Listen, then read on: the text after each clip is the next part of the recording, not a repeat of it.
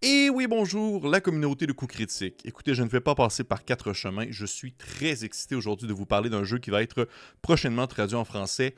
Ultraviolet Grassland, la deuxième édition, l'édition la plus récente. Selon moi, ce produit-là représente une conjoncture d'éléments qui, ensemble, offrent une gamme d'une valeur absolument inestimable, d'une grande beauté, d'une grande richesse. Et si vous écoutez cette vidéo au moment de sa sortie, eh bien, vous avez encore le temps de participer à la campagne de financement pour la traduction. D'ailleurs, j'ai eu la confirmation comme quoi, si vous êtes au Québec, eh bien, les frais d'envoi ne seront pas si élevés que ça durant la campagne. Et je vous encourage à participer parce qu'une fois la campagne terminée, je ne sais pas si ça va être les mêmes fournisseurs, la même personne qui va s'occuper de l'envoi. Donc, ça se pourrait que ce soit un peu plus coûteux.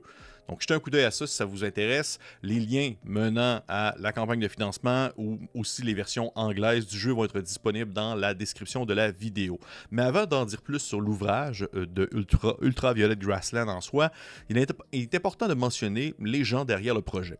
La version originale en anglais, il s'agit d'un jeu de Luca Rejek, je ne sais pas du tout si je prononce le nom de famille comme du monde, c'est le propriétaire du WTF Studio, qui est un designer, illustrateur, écrivain slovène basé à Séoul, en Corée du Sud. Il a réalisé le graphisme et l'écriture pour UVG, comme on va l'appeler, Ultraviolet Grassland. Il aime les chiens, le heavy metal, la science-fiction des années 70 et le rock. Mais il aime aussi les pingouins et les hiboux. C'est ça qui est marqué dans sa description sur la page de financement pour la traduction. C'est l'artiste complet qui a pondu l'ensemble du jeu. Et juste pour ça, ce gars-là est un talent fou sur pattes. C'est absolument incroyable.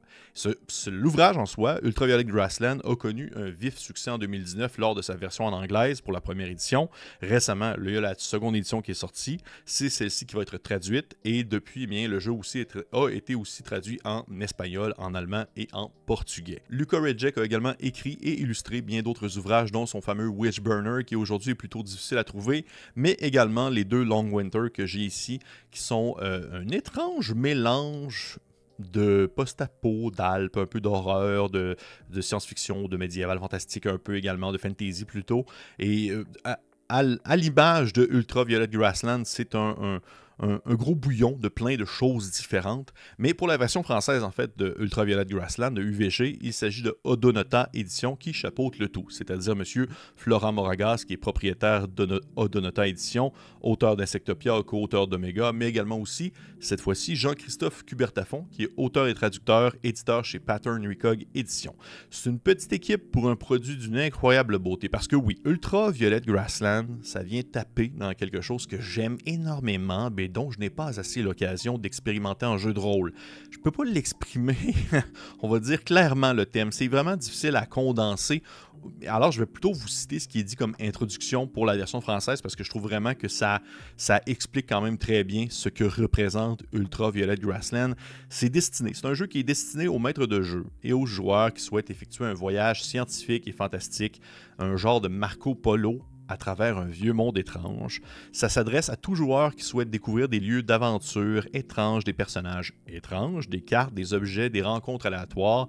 C'est aussi une aventure adaptable à tout système de jeu, tout en proposant un système générique de base. Et c'est aussi un livre d'art qui rassemble les illustrations, les cartes et les écrits de Luca Rejek. Et juste pour ça, ça vaut de l'or en barre. Ainsi, il est dit ce qui suit comme introduction à l'univers, à ce monde étrange. Ce monde commence lorsqu'il émerge de la nuit des temps. Il en va de même pour les civilisations des terres arc-en-ciel qui débutent à la fin du très lointain et du début du présent.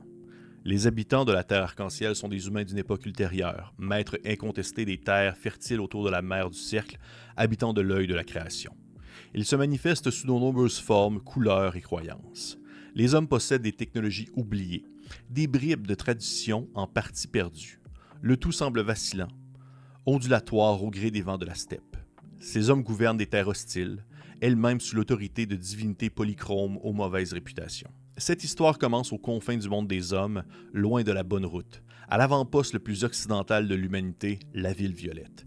Elle est le bastion qui lutte contre les hordes, mais aussi le point de départ vers les terres exotiques lorsque le soleil se couche, et le dernier îlot de civilisation avant la steppe, sans pistes parsemées de détritus du longtemps avant, comme on l'appelle, le monde d'avant. Ultraviolet Grassland résonne comme une musique lourde et puissante, une science-fiction grinçante et tellurique, un vent old school dans un émerveillement visuel. L'UVG parcourt 7 fuseaux horaires d'un vaste continent pour se terminer dans la légendaire ville noire où le temps et l'espace ne font plus qu'un sur les rives de la mer sombre.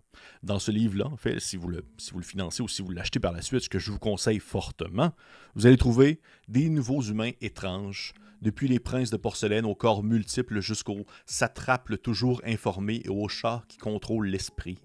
Des dizaines de mécanismes de jeux modulaires où vous pouvez faire un peu ce que vous voulez pour gérer les caravanes, la survie, le vol, le commerce dans ce vaste pays étrange.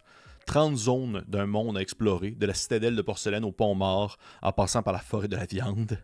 Plus de 100 points d'intérêt, d'obélisques, de fer déchu, à l'érosion de la guerre en passant par les coques de cuivre qui déforment le temps.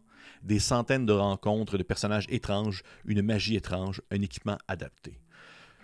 Ouh, c'est beaucoup, hein? Donc, en termes d'ambiance, OK, on va se dire que c'est digne des œuvres de Moebius dont on reconnaît définitivement l'inspiration pour le visuel. Il s'agit d'un monde d'après, le nouveau monde qui est né des cendres de l'ancien, sans dire qu'il s'agit de la même chose. Si jamais vous connaissez des œuvres telles que Numenera ou encore l'excellent, je l'ai ici justement, ici, Vault of Varn, qui ça est un de mes gros coups de cœur, ça joue un peu dans les mêmes plates-bandes, ça va dans ce ton-là. UVG, c'est une balade psychédélique de black metal, mais c'est pas du grimdark, c'est pas sombre, dans une étrange contrée avec plein de styles, des endroits étranges, beaucoup de substances. C'est du post, je dirais ça, on dirait que je devais décrire ça comme du post-apocalyptique, mêlé à de la science fantasy.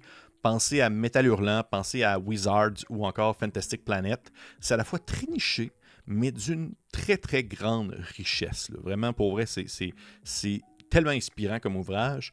La plupart des dangers dans Ultraviolet Grassland, ça n'a rien à voir avec le combat. C'est pas du tout nécessairement juste taper sur des monstres. Il va y avoir la famine, la maladie, les mésaventures, le fait de rencontrer justement des sciences qui sont incomprises ou même justement des croyances ou des anciens savoirs qui n'auraient pas dû être révélés. C'est beaucoup inspiré aussi par Oregon Trail, aussi étrange que ça peut paraître, parce que le but, c'est de se rendre, si vous suivez l'aventure de base qui est offerte, le but, c'est de se rendre jusqu'à cette fameuse cité, au loin, et donc de traverser les steppes avec des caravanes, et ainsi perdurer au travers du temps, survivre, en gros, survivre au travers des steppes jusqu'à votre point d'arrivée, bien que vous pouvez faire ce que vous voulez dans ce gigantesque monde aux possibilités infinies. Là. Côté système, il y a une mécanique de jeu qui est associée à UVG. Parce qu'en soi, vous pourriez prendre ce livre-là et le jouer avec le système qui est proposé, qui est en fait les mécaniques du C4, comme l'a appelé l'auteur Luca Reject. C'est son système à lui.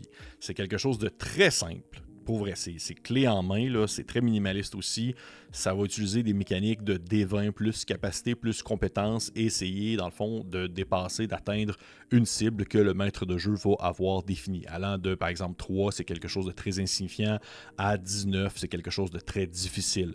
Il y a le concept d'avantages et désavantages, où est-ce que vous pouvez avoir des malus ou des bonus selon les circonstances, et il y a différentes caractéristiques qui vont de 0 à 5 et qui représentent en quelque sorte les modificateurs dans les jeux de type 3D6, là, classique, Donjon Dragon et autre chose de ce genre-là. Ainsi, vous pouvez avoir peut-être un plus 4 en force, par exemple. Les caractéristiques sont la force, l'endurance, l'agilité, le charisme, l'aura, qui représente un peu plus la puissance de l'âme, la force psychique, et aussi la pensée, qui est comme l'intellect, l'éducation.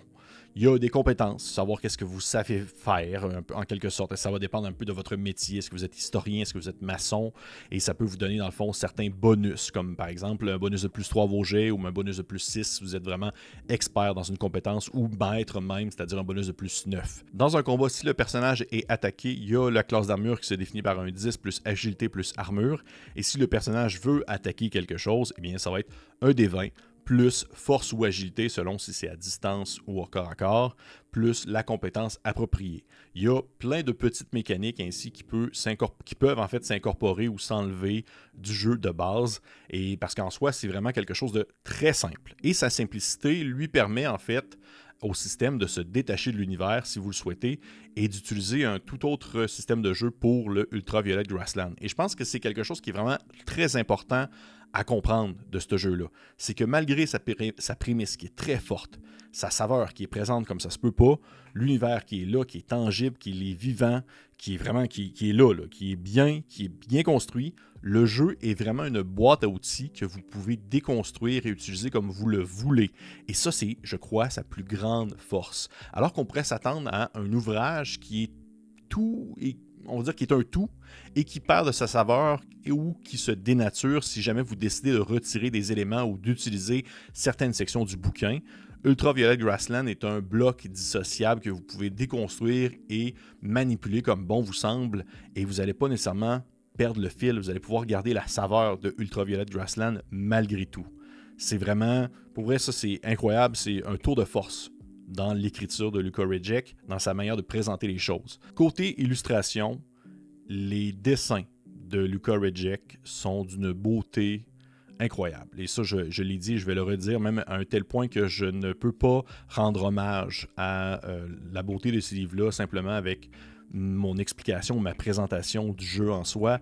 Il faut le voir pour le croire. Il faut, dans le fond, feuilleter les différentes pages de l'ouvrage pour bien comprendre de quoi est-ce que je parle, où on analyse, on est capable de voir quelles sont les références visuelles de Luka Rejec, que ce soit Moebius, que ce soit les romans de Dying Heart ou autre chose. Mais chaque dessin qu'il fait, chaque on va dire illustration, que ce soit un paysage, une créature, des personnages qui échangent, sont tellement uniques et sont tellement propres à son style et à cet univers-là que vous ne verrez jamais ça ailleurs. Et ça, c'est quelque chose que je ne vois pas souvent dans un jeu de rôle en soi, à ce point-là. Il y a beaucoup de choses à dire sur ce jeu-là. Et justement, dans ma critique personnelle, énormément d'affaires, d'éléments mentionnés pour Ultraviolet Grassland. Je vais être sincère avec vous, je ne pensais pas que ce livre-là allait un jour apparaître en français un jour, parce que c'est tellement un ovni à part dans sa catégorie. Il possède des forces qui lui sont propres. Déjà, je vais commencer avec ce que je trouve correct en soi. Le système est bien. Il est correct. Il est super simple, c'est modulable, c'est changeant. Vous prenez votre système de prédilection, vous allez pouvoir utiliser tout de même certaines mécaniques proposées par le C4 dans Ultraviolet Grassland, par les mécaniques du jeu en soi. Ça démontre à quel point le tout est utilisable au besoin ou jetable au besoin. Outre le système, qui est correct, le reste du livre est tout ce que vous pouvez espérer de ce type d'univers, mais je vais être franc, vous devez être le public cible. Si vous aimez les univers étranges, très étranges, parfois cryptiques, à la Numenera ou les romans de la Terre mourante, justement, si vous appréciez de devoir combler les blancs en vous inspirant des prémices proposées par le créateur du jeu, si vous appréciez ne pas avoir de réponse à toutes les interrogations, les questionnements que vous pouvez avoir sur l'univers en soi, si vous êtes fan des visuels de Moebius, des vieux films d'animation, de science-fiction, si vous aimez aller chercher de l'inspiration dans des sections d'un livre pour vos propres parties dans votre univers, eh bien, je crois que Ultraviolet Grassland peut absolument vous plaire. C'est un incroyable terrain de jeu et je ne parle pas seulement de l'univers en soi, mais aussi de l'écriture. Luka Rejec a le talent de créer des noms, des lieux, des personnages qui inspirent et qui stimulent. T'as le goût d'aller visiter la citadelle de porcelaine, les mines d'ossements de Moisolo. T'as le goût de créer autour de ce que ça pourrait être un endroit qu'on nomme le passage des morts. L'imagerie, elle est évocatrice, les idées sont riches, tu as juste le goût de plonger dedans. Et j'ai lu une critique sur Internet, et je ne peux qu'être d'accord, il me semble que c'était sur The Alexandrian, c'est à quel point on est face à un univers original, justement comme j'ai mentionné tout à l'heure, riche, profond, qui semble être complet, mais qui tout de même est incroyablement accessible dans son ensemble. Et moi, c'est quelque chose habituellement qui me rebute énormément. J'en ai déjà parlé dans d'autres vidéos. Lorsque je suis face à un jeu qui a un univers qui est trop complet, trop complexe, qui est vraiment difficile. Oui, son décor est incroyablement beau et merveilleux, mais c'est tellement difficile à mettre en place à cause de l'effort nécessaire pour embarquer tout le groupe dans ce monde-là, dans cet univers-là. Eh bien, je pensais que je m'attendais un peu à ça avec Ultraviolet Grassland, mais c'est pas du tout le cas. C'est vraiment zéro pin bar parce que les références sont tellement faciles à comprendre lorsqu'on le lit. Et malgré, on va dire, l'originalité, la profondeur de ce que l'ouvrage peut proposer, autant dans son visuel que dans son écriture, tu t'assois une table de Ultraviolet Grassland, t'embarques dans le jeu et t'embarques sans difficulté, comme si ça serait un jeu que tu aurais joué depuis 20 ans. C'est comme une vieille paire de pantoufles que tu es absolument à l'aise de porter, mais cette paire de pantoufles-là, elle est complètement nouvelle, elle est complètement récente, puis elle révolutionne complètement le genre dans son expérience et dans ce qu'elle propose. Quoi qu'il en soit, Ultraviolet Grassland fait ressentir quelque chose de nouveau, apporte une nouveauté, mais une nouveauté que vous êtes capable sans problème de vous approprier et de faire jouer à la table. J'ai rien vu de comparable à ce jeu-là depuis vraiment longtemps, excepté justement peut-être Vault of Varn, que moi j'aime énormément, qui est comme un peu... les deux, je les trouve complémentaires. Je jouerais à un mix des deux. J'utiliserais peut-être plus le système de Vault of Varn qui est basé sur Cairn, mais avec ses propres particularités, mais je jouerais dans l'univers de Ultraviolet Grassland à 100 000 à l'heure quand même, parce que c'est un endroit tellement riche sur lequel on a juste le goût de plonger et de créer. C'est magnifique, c'est étrange, c'est unique, c'est hautement rejouable. Ultraviolet Grassland, c'est un jeu unique qui raconte des voyages étranges, psychédéliques. C'est un livre excessivement créatif, un livre qui... mon Dieu, je m'emporte, ça n'a pas de bon sens. J'étais en train de partir sur une envolée verbale qui n'avait pas de fin, tout simplement pour dire que lorsque vous terminez votre lecture, vous avez juste le goût de replonger et de repartir à l'aventure dans les différentes steppes qui parsèment ce monde aussi dangereux que mystérieux. Donc, Ultraviolet Grassland, présentement en financement participatif au moment où cette vidéo sort. J'espère, je vous souhaite fortement qu'il soit facilement trouvable après le financement. C'est sauter là-dessus.